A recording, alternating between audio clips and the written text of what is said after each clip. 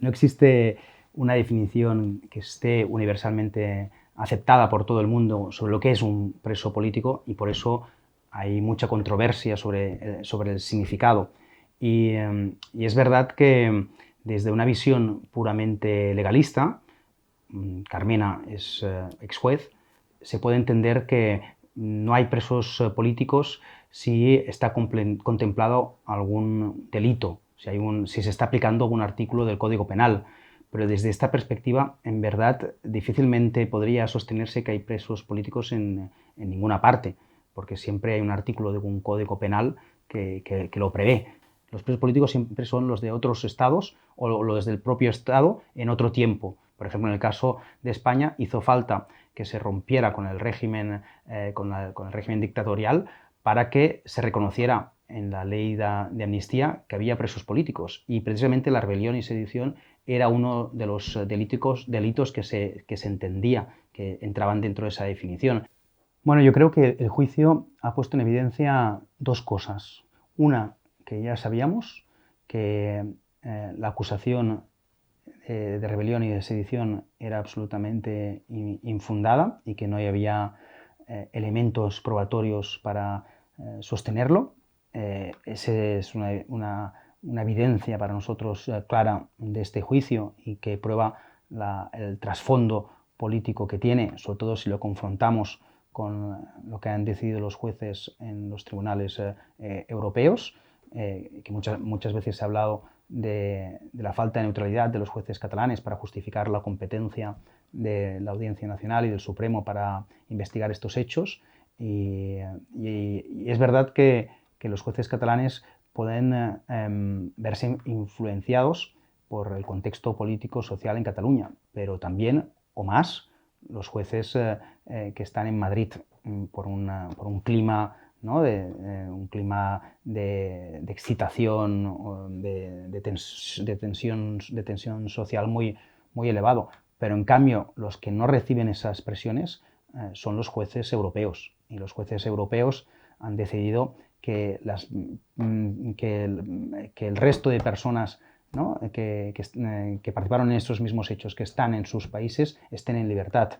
Y finalmente el Supremo retiró las órdenes de detención cuando perdió de forma clamorosa la euroorden de Alemania. Eso lo ha puesto en evidencia el juicio. Pero otra cosa que ha puesto en evidencia el juicio, la impostura que fue todo el procesismo, la hoja de ruta, porque se ha visto muy claramente pues, que no iban en serio. Creemos que tenemos que poner el marcador a cero y volver a recuperar la declaración de Pedralbes y a partir de ahí crear las condiciones para un diálogo, porque en verdad un principio básico democrático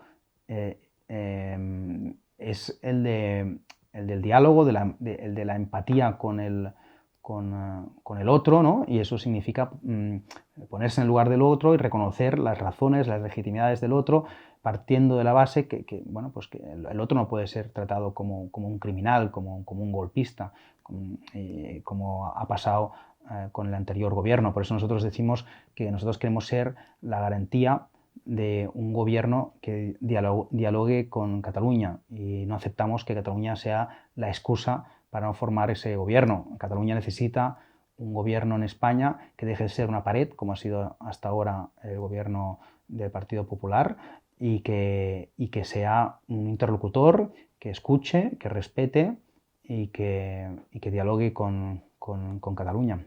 Bueno, esa es una hipótesis de ciencia ficción política, la del 155, que es una hipótesis que el PSOE utiliza como estrategia comunicativa para agrandar las diferencias que tenemos entre nosotros, pero que no es una hipótesis ahora mismo verosímil, dejando de lado que además no le corresponde al Gobierno aplicar el artículo 155, sino al Senado. Es en el Senado donde se debería votar. En todo caso, si hubiera un acto de deslealtad grave para el PSOE, lo tendría muy fácil, podría romper el acuerdo de gobierno. Nosotros lo hicimos. Cuando ellos aplicaron el artículo 155, en Barcelona rompimos el gobierno con el PSC porque estábamos con potestad para hacerlo.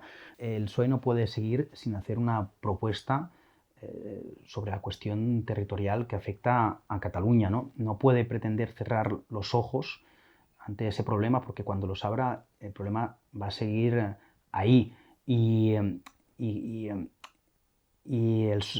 Pedro Sánchez tiene que ir más allá de las buenas intenciones, tiene que atreverse a hacer una propuesta de diálogo, una propuesta de reconocimiento, porque el problema de Cataluña es básicamente un problema de reconocimiento.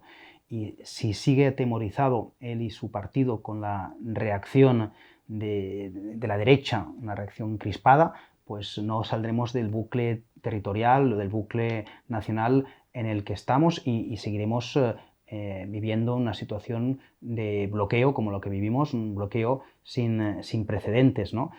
Por tanto, salir de esa polarización quiere decir estar dispuesto a asumir el reto de entenderse con la diferencia y pactar con las fuerzas catalanistas.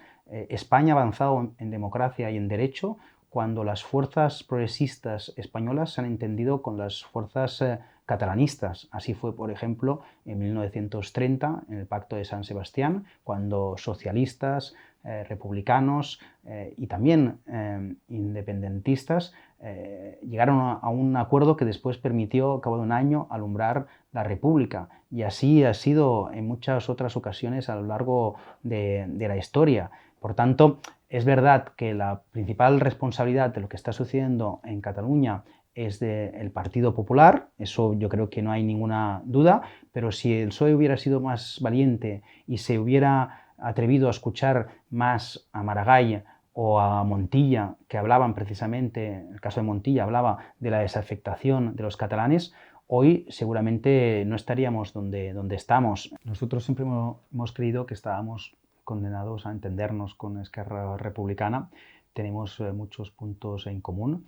Nosotros nos sentimos muy identificados, por ejemplo, con la tradición de Esquerra Republicana, el partido de los años 30 de Companys, que defendía pues, el autogobierno por un lado, pero por el otro la necesidad de modernizar España, así que no renunciaba a incidir en España, porque entendía Companys que España no podía avanzar sin Cataluña, pero Cataluña tampoco podría avanzar ni ser libre nunca si España no avanzaba. Y por eso Esquerra Republicana en los años 30 estaba muy convencido de reforzar los lazos de fraternidad con los otros pueblos, no solo por convicciones democráticas, sino incluso por propio interés de defensa del autogobierno.